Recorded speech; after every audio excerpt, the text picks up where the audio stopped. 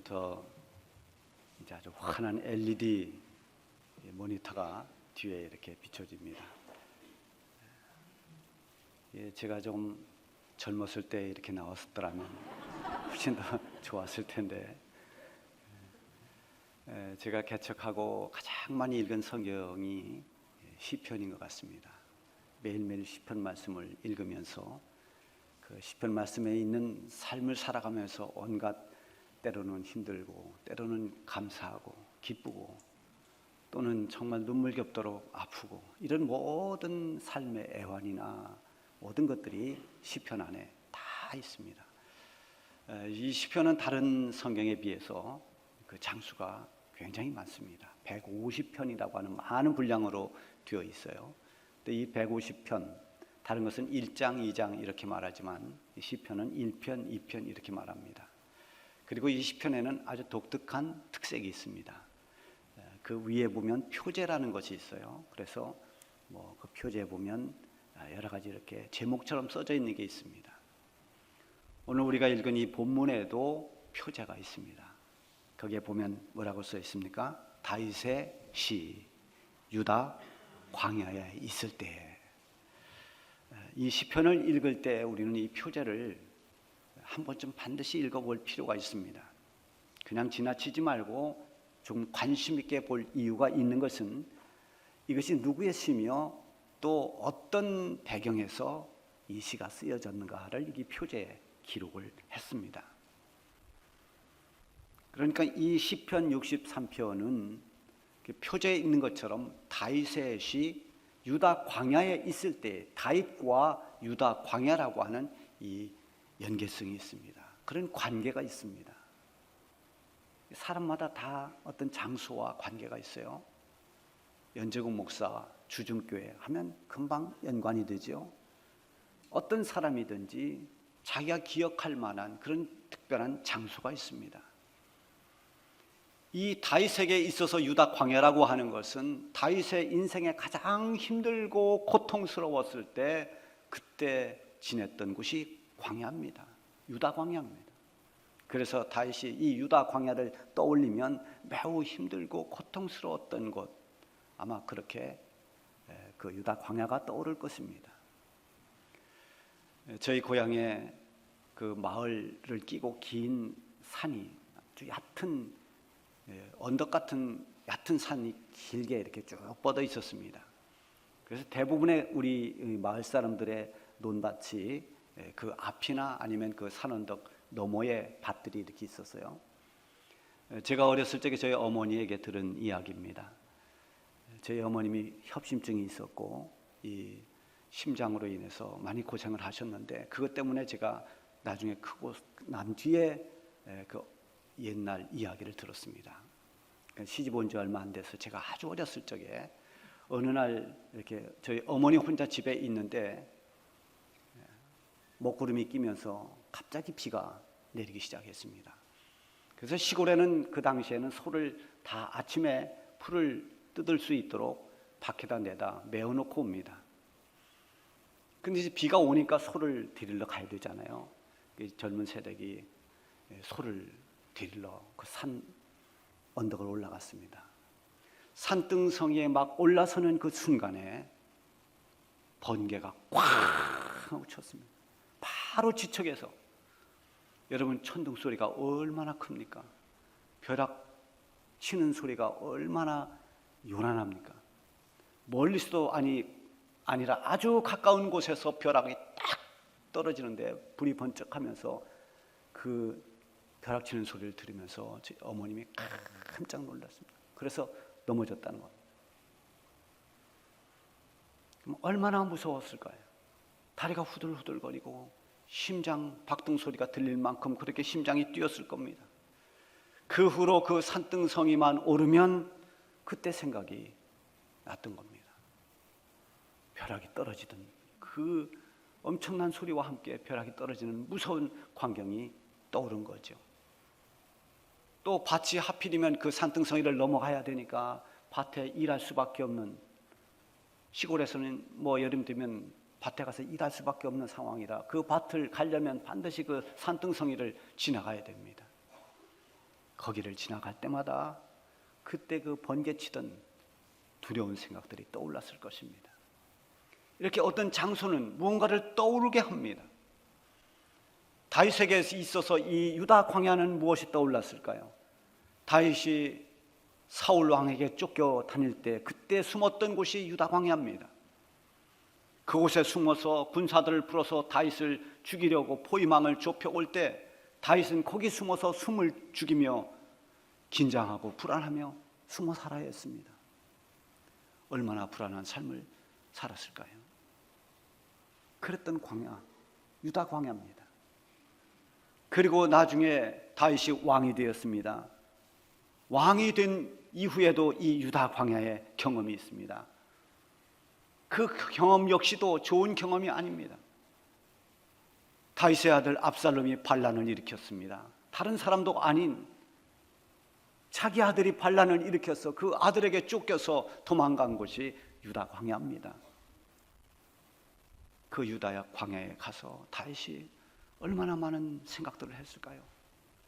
자식에게 쫓겨온 아비의 심정, 그리고 그동안 부자 간의 그 심한 갈등, 그런 것으로 인해서 많은 생각을 했을 겁니다. 또 상황이 이렇게 위기에 몰리니까 잘하던 신하들 가운데서 배신을 하고 압살롬 편에 선 이런 배신하는 사랑하는 신하들, 이런 등등의 아픔을 다 겪었던 곳, 그곳이 유다 광야였습니다. 우리가 각자 살아가면서 이 고난의 정도는 다 다르지만 우리 나름대로의 유다 광야와 같은 그런 광야를 만나게 됩니다. 광야를 원하는 사람이 아무도 없습니다. 평탄한 길로 가고 싶습니다.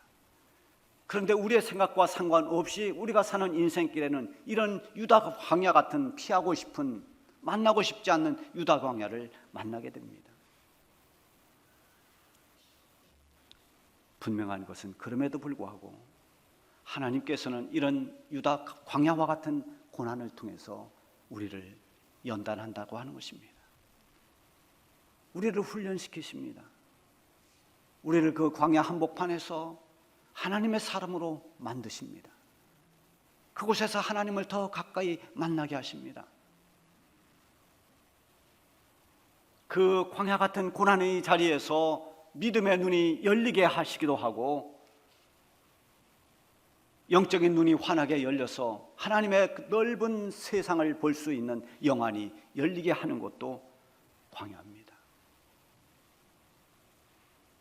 그렇게 해서 믿음이 견고해지면 어떤 어려움이 와도 잘 견뎌냅니다. 참아냅니다. 그리고 마침내 우리가 가야 할 이 믿음의 길을 잘 달려가서 사도 바울처럼 믿음으로 승리하는 승리자가 됩니다. 우리가 잘 아는 예수님의 제자 베드로도 처음에는 약했습니다. 뭔가 불안했습니다. 때로는 예수님을 모른다고 3번씩이나 부인하기도 했습니다. 그러던 베드로가 실패를 통해서, 아픔을 통해서 변화됩니다. 로마로부터 엄청난 박해가 있었을 때 그 박해 속에서 베드로는 더 강해집니다. 그리고 자기의 목숨을 내어놓는 순교의 자리까지 기꺼이 갑니다. 그런 베드로가 베드로전서 1장 7절에 보면 이렇게 말씀을 기록합니다.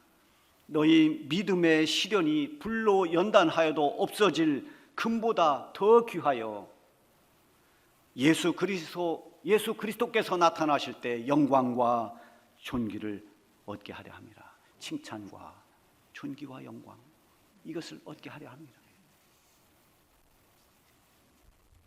하나님께서 우리를 믿음으로, 여러 가지 시련으로 믿음을 단련시키면, 그렇게 해서 단련된 믿음이 되면 믿음이 강해지고 그 믿음으로 세상을 살다가 결국 예수 그리스도 우리 주님께서 오실 그때, 주님 앞에 설 때 우리가 주님으로부터 칭찬과 영광과 존귀를 얻게 하려고 우리를 단단하게 고난으로, 시련으로 연단하신다는 것입니다.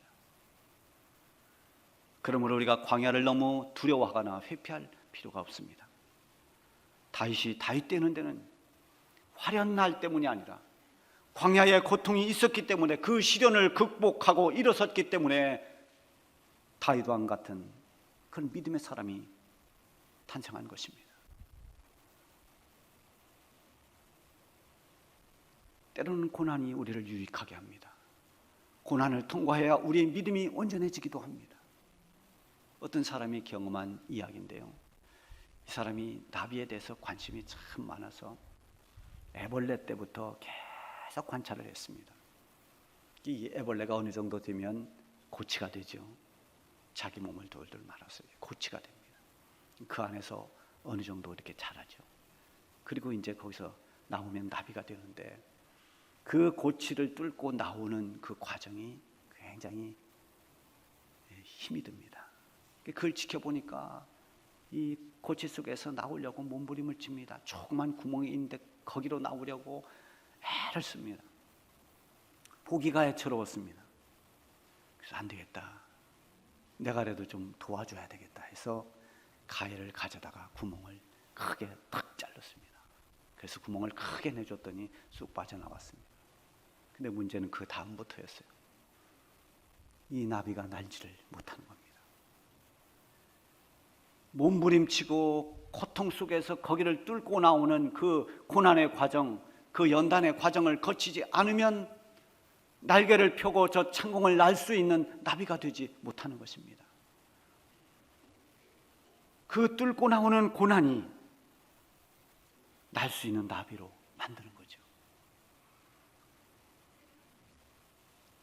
다윗이 이 고난 속에서 넘어진 것이 아니라 더 강해졌습니다. 우리 그리스도인들에게 고난이 없으면, 광야와 같은 그 연단이 없으면 연약한 성도가 됩니다. 힘이 없습니다. 조금만 시험이 들어도 넘어집니다. 여러 가지 환난의 바람이 불어오면 견디지를 못합니다.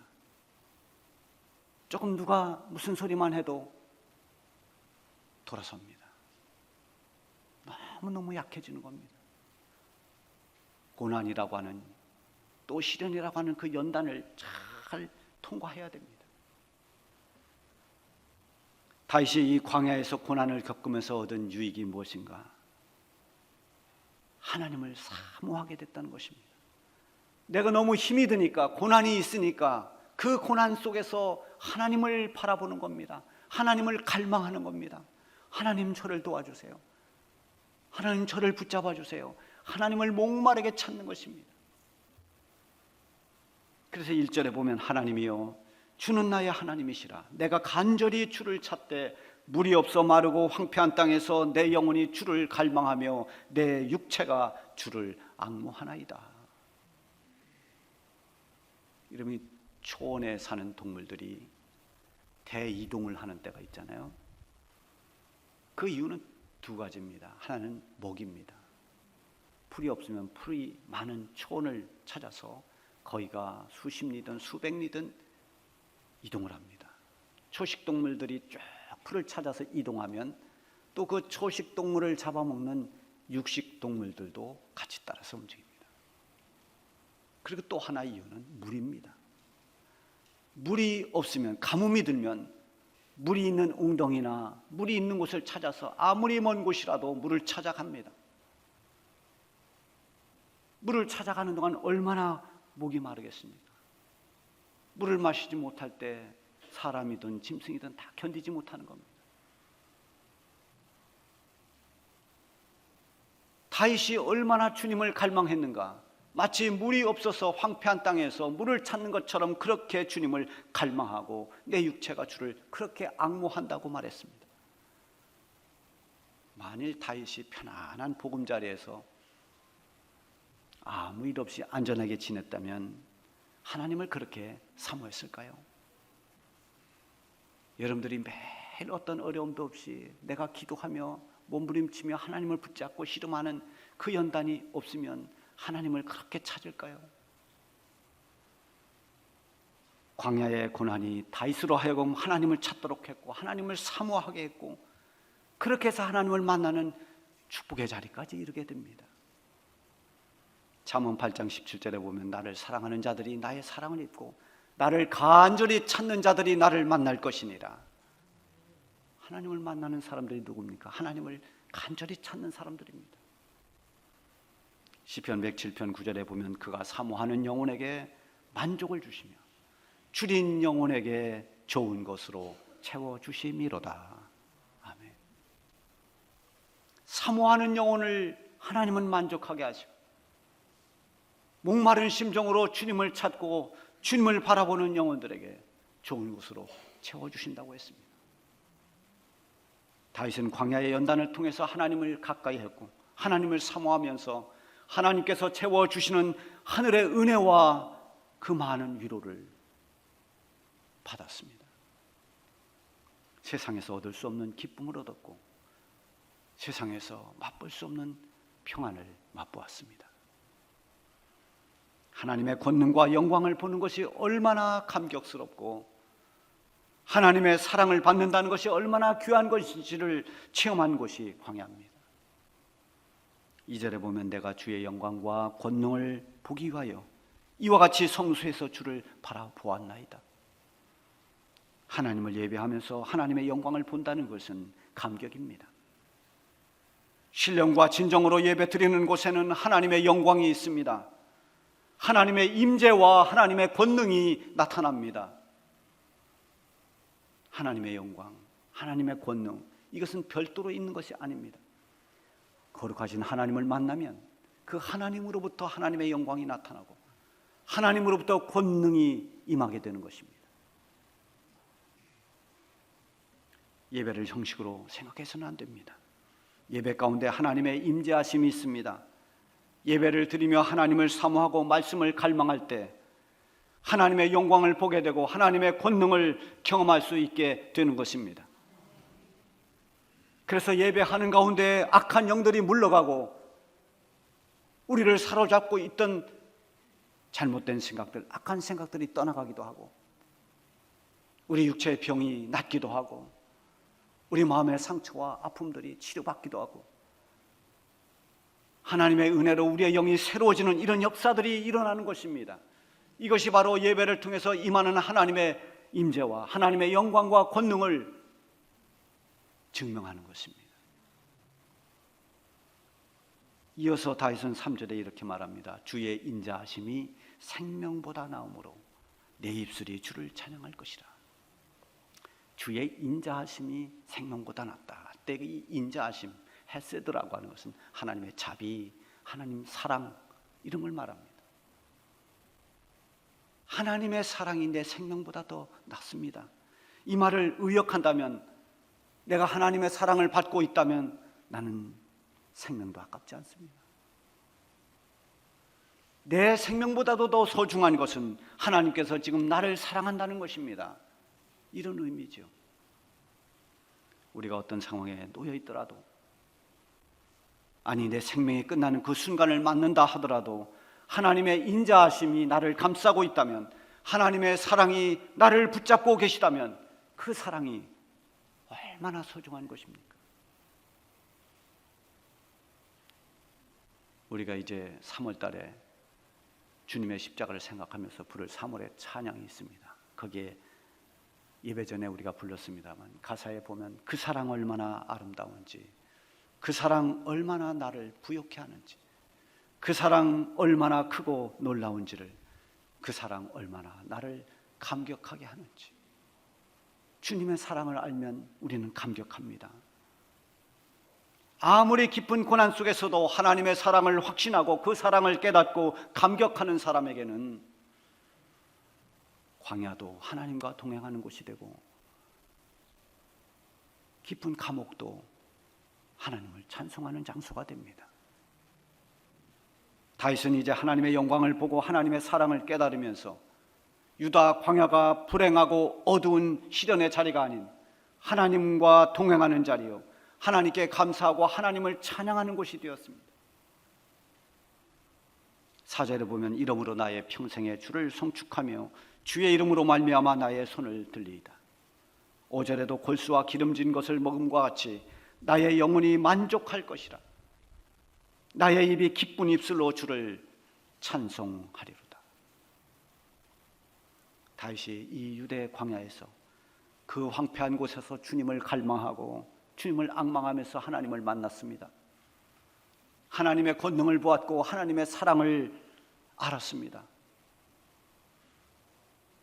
그리고 나서 더 이상 다윗에게는 이 광야는 고통이 머무는 장소가 아니라 하나님의 은혜를 경험한 장소가 되는 것입니다. 그에게 이제 광야는 찬송의 자리가 되었습니다. 평생 동안 하나님을 찬송하겠다고 말하는 다윗에게 이제는 어떤 장소, 어떤 환경, 이게 문제되지 않습니다.